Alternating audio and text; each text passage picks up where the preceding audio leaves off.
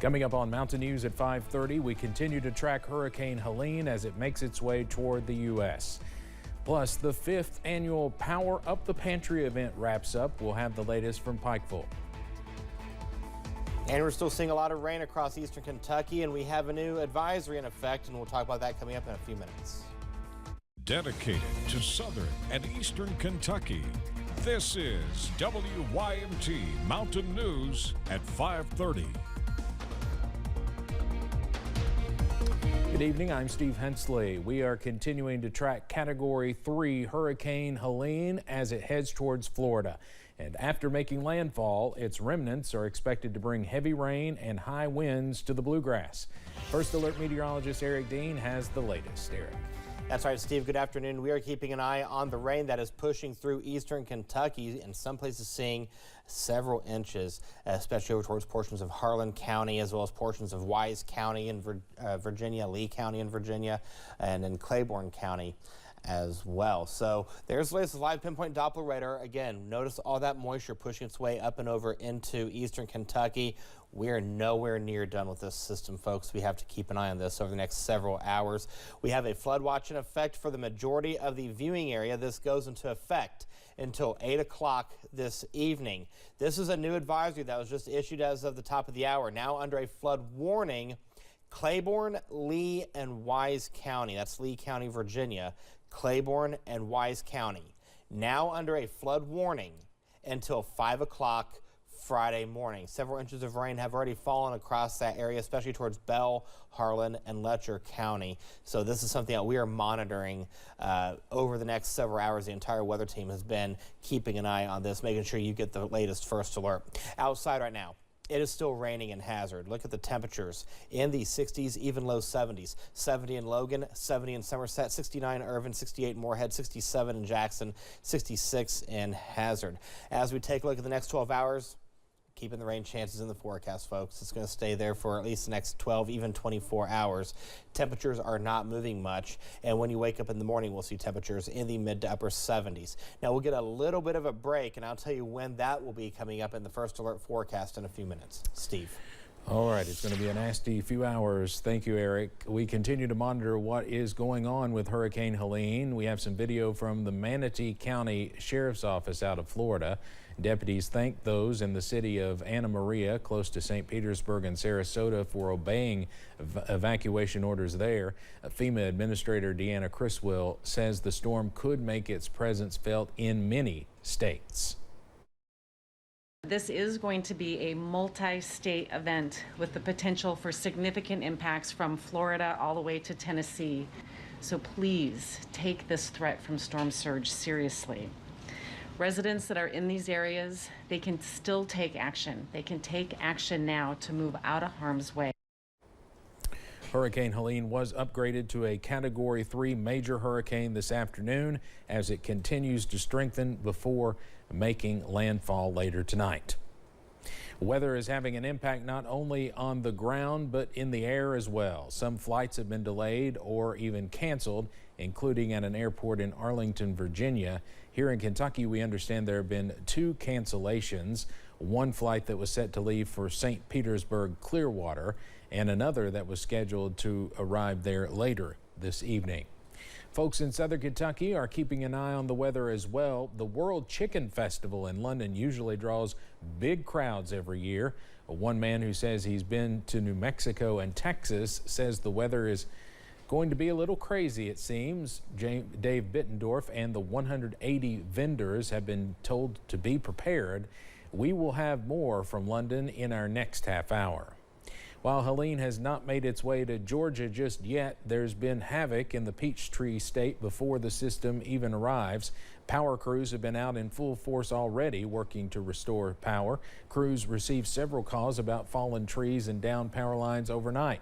As of a few hours ago, our sister station in Atlanta says there were close to 1,000 people without power in Georgia, and that number will likely increase dramatically in the next few hours. Former Memphis police officer Desmond Mills Jr. has apologized for his role in the beating death of Tyree Nichols. Mills's tearful apology came as he testified in the federal trial against 3 of his former fellow officers involved in Nichols' fatal arrest. On the stand, Mills said his actions left Nichols' child fatherless. Police video showed the group of officers beating Nichols after he tried to get away during a traffic stop last year. A New York appeals court heard arguments on former President Donald Trump's $454 million civil fraud judgment today. The former president is looking to have the case overturned. His lawyers are arguing the monetary penalty is unconstitutional and that most of the evidence is too old. In February, a state judge found Trump, his two eldest sons, and his business liable for fraud for issuing false financial statements and business records. Trump did not attend the hearing. The congressional panel investigating the July assassination attempt on former President Trump is presenting its findings to the public, and that includes pointing the blame not at police, but at the Secret Service. A bipartisan panel has been analyzing security failures the last couple of months that allowed for former President Trump to be shot at a rally in Pennsylvania. Republican Chair Mike Kelly laid blame squarely at the feet of the Secret Service. We know there was a suspicious person out there, and this, I think once you listen to this today, you're going to find out why in the world would you let former President Trump go out onto that platform if you weren't sure it was secure? That's the whole purpose of why the Secret Service was there. The panel is also investigating a second assassination attempt against Trump. A suspect was arrested and charged earlier this month for aiming a rifle through a fence outside Trump's West Palm Beach golf course. President Biden welcomed Ukrainian President Volodymyr Zelensky to the White House today. Zelensky came to the nation's capital to ask for help from the Biden administration as well as Congress. President Biden says he is promising to surge security assistance to Ukraine in his final months as president. Today, the Biden administration announced approximately $8 million in military aid for Ukraine in its fight against Russia. A new study shows the presidential race is close across 3 critical states. Very close. According to the latest polling from Marist College, Donald Trump and Kamala Harris are tied at 49% in North Carolina. In Arizona and Georgia, there's no clear leader either. Trump is at 50% while Harris is at 49%. A near dead heat within each poll's margin of error. A new CNN poll shows Kamala Harris leads Donald Trump by a wide margin among likely black voters. The breakdown is 79% for Harris, 16% for Trump. Still, it falls short of the 2020 election, where exit polls showed President Biden had a 75-point margin over Trump among black voters. Enthusiasm among black voters about the election has appeared to grow since she entered the race. In the latest poll, 79% of black registered voters say they will vote. Kentucky's Lieutenant Governor is encouraging literacy in the Bluegrass State. Today, Lieutenant Governor Jacqueline Coleman was in Ashland meeting with the board of directors of the Jesse Stewart Foundation. The Jesse Stewart Foundation is a nonprofit started by author Jesse Stewart and his wife back in 1979. It republishes Stewart's work as well as publishing books by other local authors. I am here as Lieutenant Governor, but I'm also the mother of a 4-year-old. And we read every day because we know how important that is. And so when it comes to early childhood literacy, that is the best indicator of kindergarten readiness, of 3rd grade literacy rates. The Jesse Stewart Foundation bookstore and gift shop is on 13th Street in Ashland. The 5th annual WYMT Kentucky Power Up the Pantry event has come to a close. Even with all the rain, donations stacked up at Pikeville's Walmart, one of the stations accepting non-perishables and monetary donations throughout the day.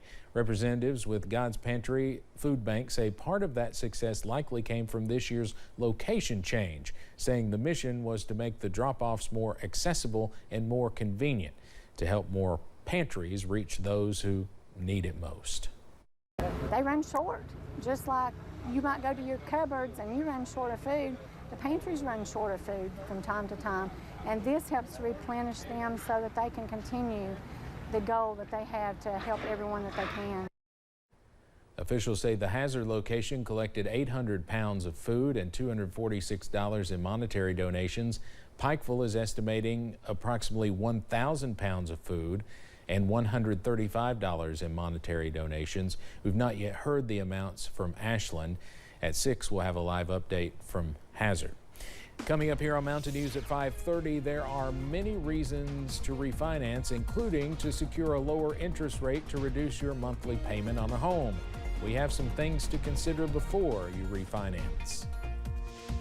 And we're taking a look here at some of the latest data coming into the Weather Center. Portions of Harlan County now picking up over 5 inches of rain in the past 48 hours. I'll have your first alert forecast in a few minutes.